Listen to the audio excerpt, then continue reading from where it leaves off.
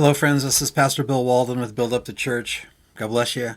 This is a devotional word for April 28th, 2024, and this is out of the Gospel of Luke, chapter 22. The scene here is just moments before Jesus will be arrested by the temple guards and also by some Roman soldiers. They will take him into custody and they will begin the torture and the beating and the mistreatment of Jesus, eventually ultimating in his death. But even as Jesus understands what lies before him, and he had been predicting it, he knows what's coming. Even as he is soon to face those things, he's very concerned about his own. He loves them. He loves them to the uttermost, the Bible says.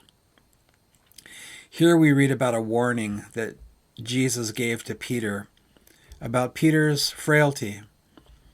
Peter was full of energy and full of conviction. He was spontaneous. He was loud. He was brash. He made promises. He had moments of great faith and moments of great failure.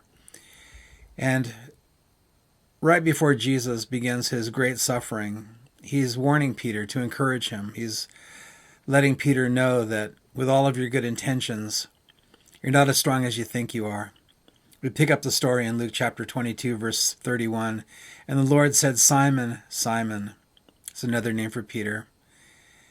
You can almost hear the sigh in Jesus' voice. "Simon, Simon. Indeed, Satan has asked for you that he may sift you as wheat." The Greek verbiage there can also be translated as Satan has demanded permission to be able to sift you like wheat. We know that Satan can attack people, and his demons can attack people and oppress them and lie to them and deceive them and even sometimes hurt them physically. But Satan can't do anything against anyone unless God gives him permission.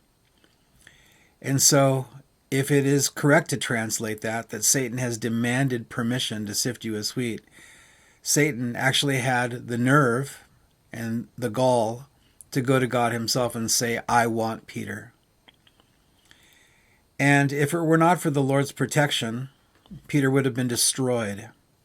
The idea of sifting like wheat is to take the harvested wheat and either beat it with an implement, or have an oxen or some kind of hooved animal walk around in circles and stomp out the grain. The idea is to separate the wheat kernel from the chaff, that outer hull that's useless and not good for eating, and then to toss that wheat into the air, and the wind would blow the lighter chaff away, and then the kernel, the edible part, would fall to the ground. So that which was useful and brought life to people had to be obtained through a great attack on itself, if you will, a great trampling of the wheat before it became useful. And Jesus here says, "Peter, Satan wants to trample you." And presumably he doesn't want there to be anything left at all. But Jesus went on to say, "But I've prayed for you, that your faith should not fail. And when you have returned to me, strengthen your brethren." So Jesus said, Satan wants to destroy you. He wants to trample you, but he won't. He will cause you to stumble. You will falter. You will lose your spiritual balance.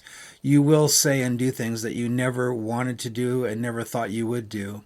But after that, all that's over, just come back to me and then strengthen others. Don't be there in your pity. Don't be there in your sorrow. Don't be there hating yourself. Return to me. Jesus said, "I prayed for you that your faith should not fail, but when you have returned to me." So Peter faltered, but he didn't lose his faith. And Jesus said, "When you return to me, strengthen your brethren." Maybe you've faltered greatly. Maybe you've done things as a Christ follower that you never thought you'd do. And maybe Satan wanted to trample you to the point where there's nothing left. There's only chaff, only the useless. A favorite pastor of mine said this, and I love it. He said, when Satan sifts us, all that he gets is the chaff. God gets the wheat. So God will use the enemy of our souls to trample us, to toss us up into the air. But when we go through that and maintain our faith, so much of the useless stuff is blown off and it's discarded and taken away from us. And what's left is life-giving. And it may come through failures of ours and wrongdoing, maybe the failure to do the right thing, some kind of fault that happens as the enemy of our souls attacks us, causes us to maybe even deny Jesus with our words or with our actions or some other thing. But if we don't lose our faith, we may falter, but we don't lose our faith. Then we return to Jesus. And then we strengthen our brothers. We don't just stay there feeling bad.